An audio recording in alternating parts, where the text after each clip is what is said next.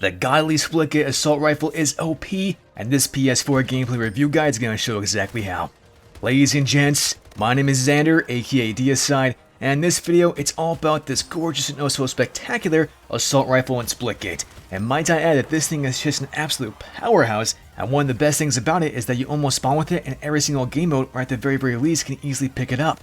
With the weapon being so easily accessible, I'm going to show you why you want to pick it up as much as possible, and that's going to include things like TTK in the beta as well as in Season 0, even things like the range, the recoil, all that kind of fun jazz. And so without any further ado, the only thing left to do is just to simply sit back, relax, grab that Mountain Dew, eviscerate that like button for the YouTube algorithm, and let's jump right into the video.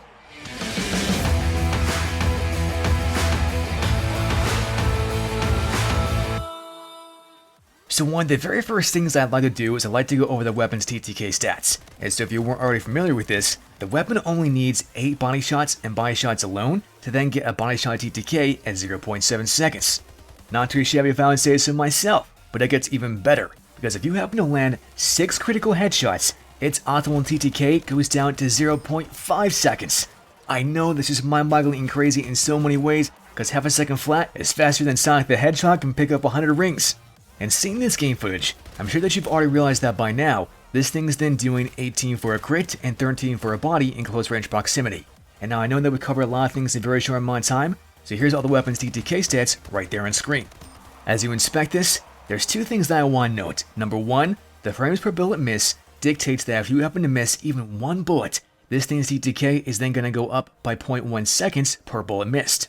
Secondly, I calculate all my stats in a frame-by-frame analysis. And what that then means is that I literally count all the frames that it takes to down somebody, including how many bullets, 1 per frame per bullet, and then how many frames in between each of those bullets to actually down somebody. And taking one teeny tiny step back, the TTK stats that you guys just saw was for an auto rifle in close range proximity. And that then means that what's going to happen, say, at mid-range and cross-mount distances. Well, to really find this out, what I did is I went to the shooting range and I shot against all the dummies 1 through 7. And so as you guys can see from right here, for the first and second dummy, the critical damage was 18 and the body shot damage was 13. Going to the third dummy, it then changed for 17 for a crit and 12 for a body. Lastly, we then went to the dummies 4 through 7, and here we got some varying results for what I believe to be rounding number errors, but even so, you're going to see either 16 or 15 for a crit and 12 or 11 for a body at cross-mount distances. This is essential to understand because all of these numbers are then going to dictate number 1, damage falloff at these ranges, but number 2, the TTKs associated with them at these ranges. Unfortunately, we have no way of really knowing the actual range values, say 10 meters, 15 meters, 20 meters, etc, but what I do have is once again those fantastic TTK stats at these ranges, and you guys can see all of them via the dummies right there on screen. On the left you have the exact same stats as we saw from before for dummies 1 and 2, but in the center that's dummy 3, and on the right hand side that's dummies 4 through 7.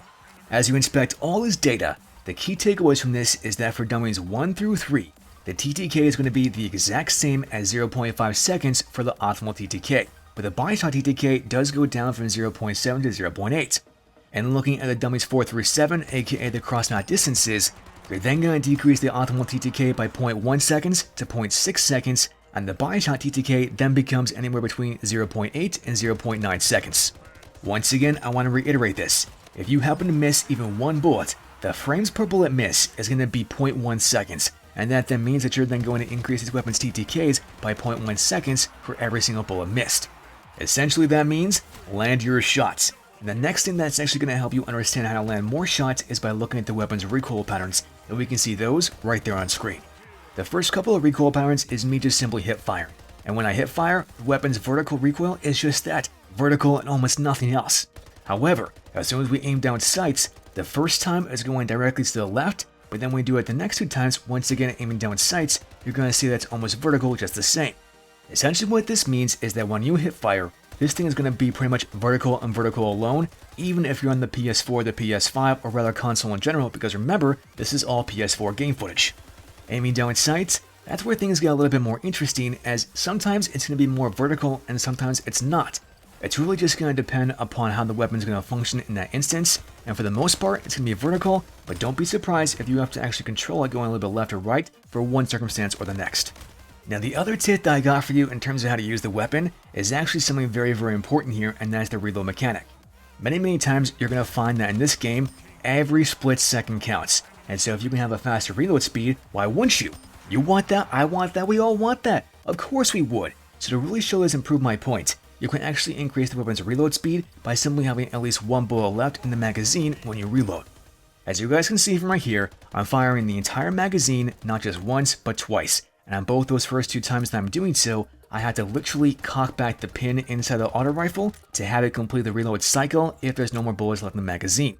However, once you happen to have at least one bullet left in the magazine, you no longer have to pull back the pin to increase the reload speed, and rather you can get rid of that entirely, and it makes the reload process 10 times faster. If you want to keep yourself alive just like a Naruto tossing off that Rasengan and destroying everybody in your path, then by all means do this 24/7, as it's not going to just save your life but also your teammates' life, and as we all know, team shots are a very important element in this game. Now the very last tip that I got for you to make sure that you're going to be like a sneaky little ninja, aka a Teenage Mutant Ninja Turtle, what I want you to do is to always realize how many bullets are in the magazine. You're going to have at least 30 bullets in the magazine. What this essentially means that, remember, even at cross-map distances and you land all body shots, this weapon requires 10 body shots at that distance to still down a player. And that then means that even at those amazing cross-map distances, you can still down 3 players in one magazine. However, if you happen to be in those close-range distances and land all critical headshots, you can potentially down 5 players in one magazine, and that's just astounding and ridiculous and absolutely crazy in so many ways that I can't begin to describe to you as to how amazing that actually is. Now of course, are you going to land every single shot? Are you going to land every single critical headshot? No, you're definitely not. And so in reality, this still means though that you can easily down 3, potentially even 4 players in one magazine before you ever have to reload.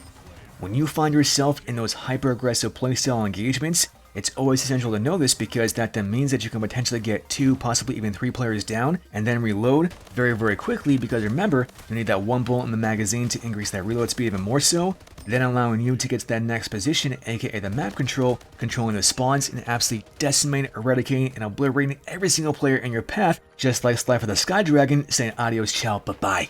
Now the very last tip that I got for you is when to know how to hip fire or when to actually aim down sights. That's a question that's very difficult to answer, but the best way in which I can answer it is by number 1, if you happen to find yourself in those close range or even mid-range distances, there is no doubt in my mind, always hip fire. And the reason being is because, remember that recoil test that we did from earlier? That recoil is going to be very accurate and more vertical when you hip fire in contrast to aim down sights. When you aim down sights, you still have the potential to not only have more recoil that's going to go more vertical, but at the exact same time, that recoil might go left or right depending upon the circumstance. Is that something that you can control? No, you can't. But if you can avoid it, then by all means, that is something that you can control, and the best way to do so is by always hip firing. On the flip side of this though, there are a couple extreme cases where you might have to aim down sights, and so when you do so, pull directly down vertically on the overall joystick, so then that way you have a much more controllable recoil, making it almost as if it's the exact same thing as when you were hip firing, and that right there is essential. At the end of the day, it's really up to you and your discretion. So by all means, let me know what you guys think about this down in the comment section below. Did you like the guide? Did you not? Did you enjoy the stats? Do you want to see something different? Do you want to see some more tips on how to use the weapon? And no matter what you guys say, you always know that I'm going to respect your opinions, and that is something that I can guarantee. That's pretty much all I've got for you as of right now, Diaslayers, and so as always, GG TNT.